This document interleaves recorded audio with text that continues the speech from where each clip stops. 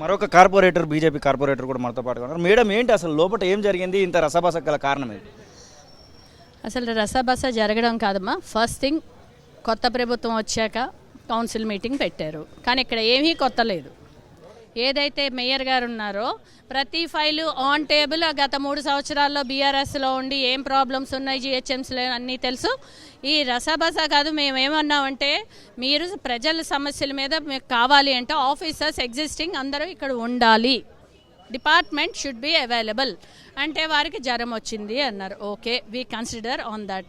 But where is the second officers and where are the files of water works department?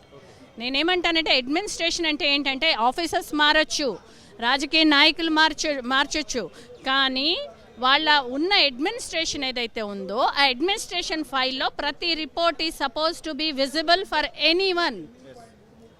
Even public comes and they ask what happened, they are suppose to show. ఆ officer లేరు కాబట్టి నాకు తెలీదు, లేకపోతే ఆ mayor గారు ఇప్పుడు ఇక్కడ మారారు కాబట్టి మాకు కొత్త అనడం ఇది తప్పు. ఆ విషయంలోనే మేము క్లియర్గా ఖండించడం జరిగింది.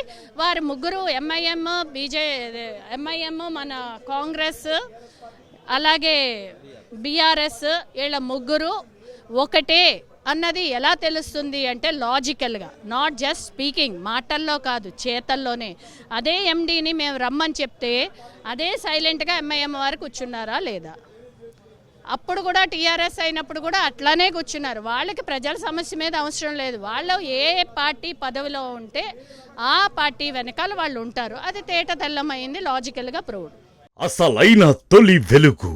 ఫాలో వాట్సాప్ @తొలి వెలుగు అఫీషియల్.